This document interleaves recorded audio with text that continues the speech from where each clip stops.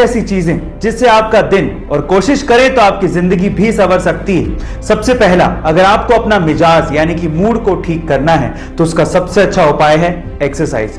दूसरा, अगर आपको अपना डिसीजन पावर और कंफ्यूजन का लेवल ठीक करना है तो उसका सबसे अच्छा उपाय है मेडिटेशन। तीसरा, अगर आपको दुनिया को समझना है तो उसका सबसे अच्छा उपाय है बुक्स यानी कि किताबों को पढ़ना। चौथा, अगर आपको दूसरों की मदद करनी है तो उसका सबसे अच्छा उपाय है अपनी मदद पहले कर ले। और पांचवा, अगर आपको तेजी से सीखना है तो उसका सबसे अच्छा उपाय है कि आप मजे से सीखें। गाइस, आपको ये पांचों सुझाव कैसे लगे? अक्सर आप लोगों ने हिंदू रीति रिवाजों में दूल्हा दुल्हन को अग्नि के चारों तरफ 7 फेरे लेते देखा होगा, पर सवाल यह है कि 7 फेरे ही क्यों? 1 2 5 8 फेरे क्यों नहीं? क्या इसके पीछे का रीजन जानते हैं? चलिए मैं आपको बताता हूं। इसके पीछे एक बहुत ही गहरा रीजन है। देखिए, एक फेरे का मतलब हो गया 360 डिग्री, और 360 एक ऐसा नंबर है जो कि 1 से लेके 9 तक के मेन नंबर्स में सबसे डिवाइड नहीं होता। आप 360 को 1 से 2 से 3 से 4 से 5 से 6 से 8 से 9 से डिवाइड कर सकते हैं, लेकिन 7 से डिवाइड नहीं कर सकते।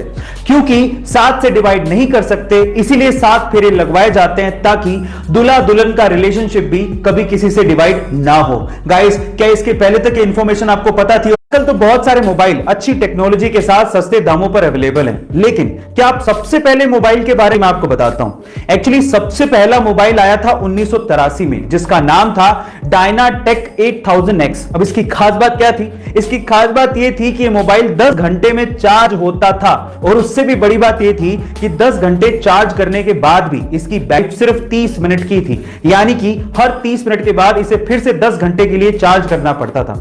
और सबसे बड़ी बात थी इसकी कीमत लगभग $10,000 यानी कि आज के समय के हिसाब से लगभग 7 लाख रुपए थी। Oh my God. गाइस, आपको ये फैक्ट सुन के कैसा लगा? कई लोग इतना लगा लेते हैं, समझना बेहद मुश्किल है। ऐसा ही दिमाग लगाया एक चाइनीज आदमी ने। उस बंदे ने एक फ्लाइट का फर्स्ट क्लास टिकट खरीदा, जिसके साथ में वीआईपी लाउंज का एक्सेस और उसका खाना एब्सोल्युटली फ्री था।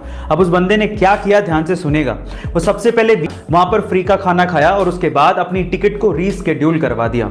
फिर से अगले दिन आया, फिर से वो वीआईपी लाउंज गया और वहां का फ्री का खाना खाया और उसके बाद उसी टिकट को फिर से रीस्केड्यूल करवा दिया। और ऐसे करके उसने कम से कम 300 बार अपनी टिकट को रीस्केड्यूल करवाया और 300 बार वीआईपी खाना फ्री में खाया।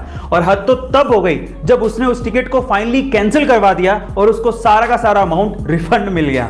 हद हो गई। गाइस, आपको इस बंदे के दिमाग के बारे में क्या कहना है? कमेंट। टोक्यो ओलंपिक 2020 में 12 साल बाद इंडिया के लिए गोल्ड मेडल जीतने वाले नीरज चोपड़ा पर पैसों की बारिश तो हो ही रही है, लेकिन इसके अलावा उनकी ब्रांड वैल्यू भी काफी ज्यादा इंक्रीज हो गई है। ओलंपिक में गोल्ड मेडल जीतना कोई छोटी बात नहीं होती, और अपने इसी एक गोल्ड मेडल के दम पे आज नीरज चोपड़ा विराट कोहली को भी टक्कर दे रहे हैं। गाइस, नीरज चोपड़ा इंडिया के पहले ऐसे ट्रैक एंड फील्ड एथलीट बन गए हैं जिन्हें गैटोरेड पेप्सिको का एंडोर्समेंट मिला है। इसके अलावा बड़ी बड़ी कंपनियां उन्हें एंडोर्समेंट के लिए अप्रोच कर रही हैं। इससे तो एक कहावत याद आती है कि अगर आप अच्छा भागोगे तो लोग आपको जूते भी देंगे, लेकिन अगर आप ये कहोगे कि आप मुझे जूते दो फिर मैं अच्छा भागूंगा, तो लोग आपको कुछ भी नहीं देंगे।